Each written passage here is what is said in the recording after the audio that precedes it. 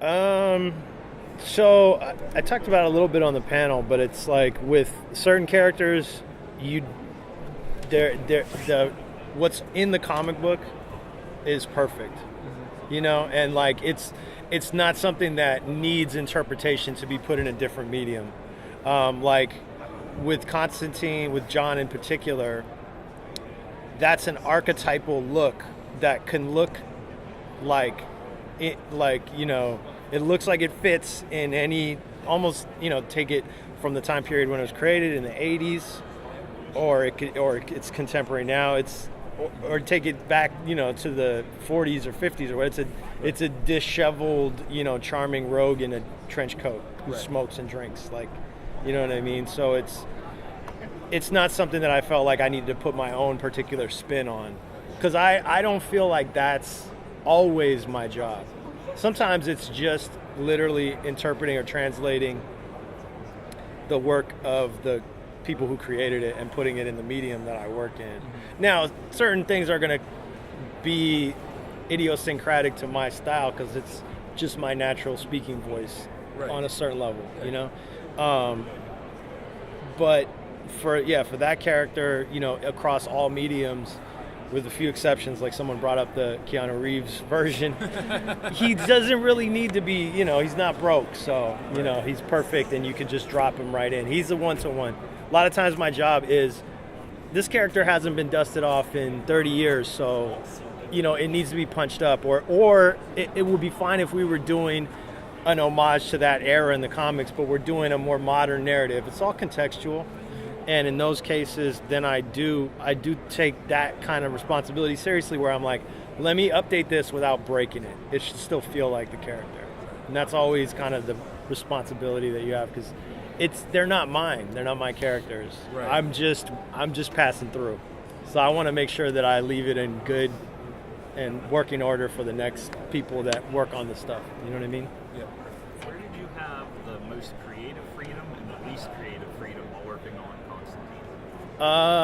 Well, the most creative freedom across the board on most of these projects are the villains, because they lend themselves to more interpretation. And demonic characters and monstrous characters in particular can be anything, and so the sky's the limit. You can do anything. There's no wrong way to do it. It's very interpretive, so you can just have a lot of fun with that. And then on the flip side, it is the characters that should not be trifled with, and I consider John one of those characters. Uh-huh.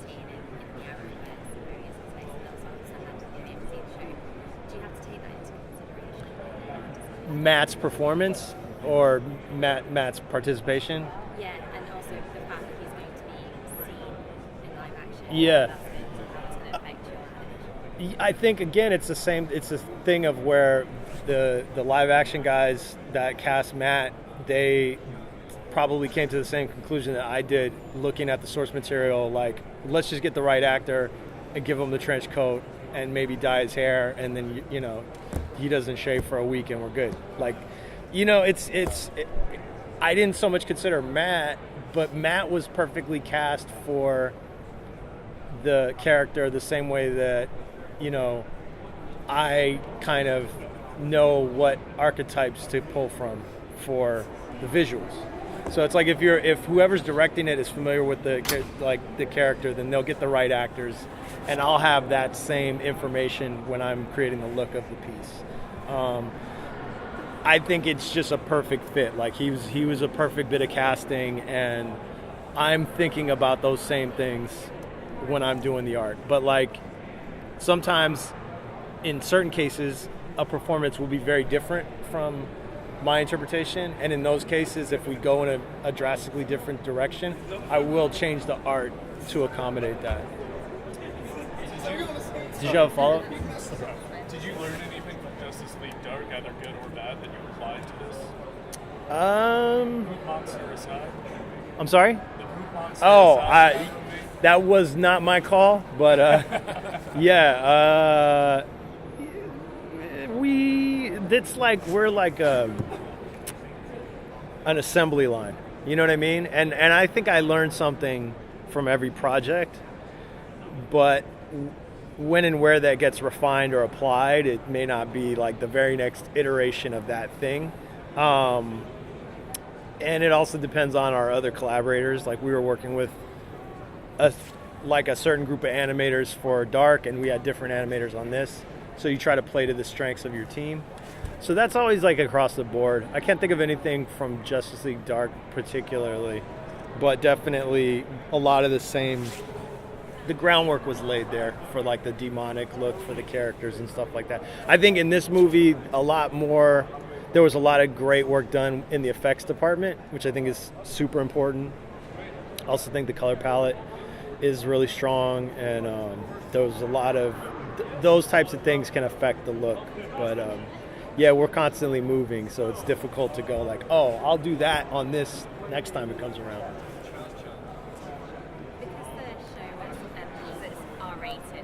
And so you must have to take that into consideration. How does that change, for example, how you animate it as well?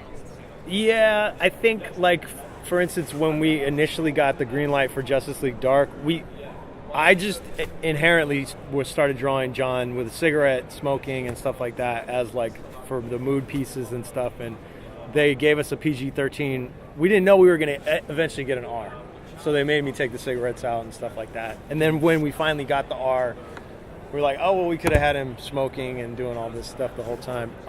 There are little things like that, but the thing about the PG-13 to the R thing is I don't think it really affects visual interpretation that much. I think what it affects is like representations or references to sex or drugs, or you know what I mean, or and like just add more blood or decapitations or whatever. Now suddenly it's an R. It's not like a really sophisticated gauge.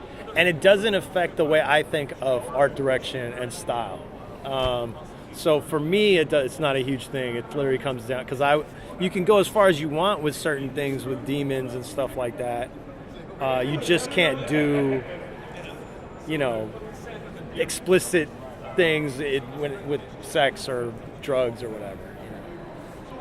In terms of your approach to these characters and the world they live in, was that influenced by a particular run of the Hellblazer comics, or was it more, as you said, the archetypes? Yeah, I think it's archetypal. I think, it's the themes and the tone of that world. I didn't read a lot of Hellblazer comics, although I feel like I should get into them because they just seem really cool. But I understand the tone of it, and it was like, it's like I said, it's this sort of like gothic, noirish, occult stuff, which is really cool, and it's not your typical, capes and tights fair, which I love doing that stuff too, but this is a different genre almost, you know what I mean?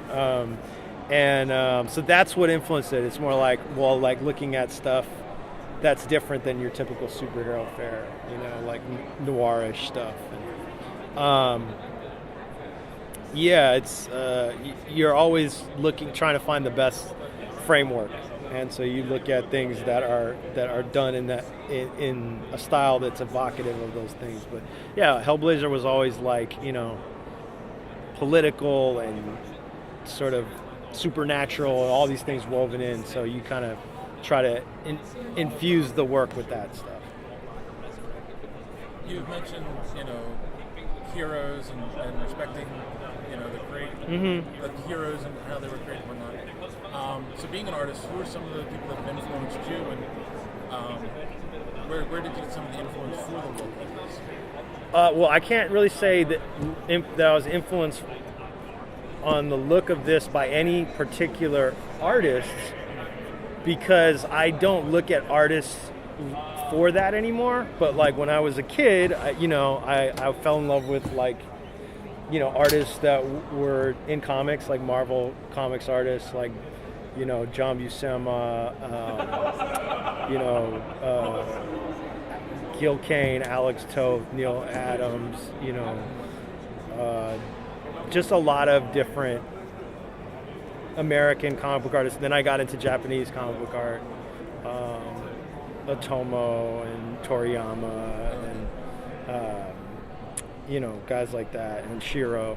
So but ultimately, as an artist, you have your influences, but by the time you're mature, you're not looking at them anymore. So I don't really, you might get an idea from somewhere, but it could come from anywhere. It could come from music, it could come from a film, it could come from a novel. Like a writer could write some prose that you're like, it's evocative of an image, you know? But yeah, as a kid, I love comic book artists and animation and stuff like that. Where do you think that the popularity in characters like Constantine and you have Doctor Strange getting movies, where do you think the popularity of the supernatural characters is gaining steam? I feel like supernatural stuff has always been kind of cool. Even if it wasn't from the comic book medium, you know, you've always had stories that dealt with the macabre or the horrific or the, you know, sort of, you know, like there's always been iterations of that stuff. So I think that like now that the comic book medium is being mined, some would say exploited for, you know, what is that? Is it sign language? He's he's pop directing locking the airplane. It's the worst pop locker I've ever seen. Gary likes to do that to me. Like I'm in mid-sentence and he's like, just stop already. You're the worst. Look at it. I'm not going to pay for that.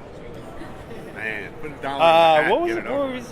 Anything in particular? What were we talking about just Where now? the popularity of Oh, supernatural God. stuff Yeah, I think it's always been popular. I just think now it's being mined from comics. It's definitely been more underground. Sure. But, like, there's always been something, you know what I mean? Where it's like, I mean, fucking everybody's read Dracula, you know? So, all right.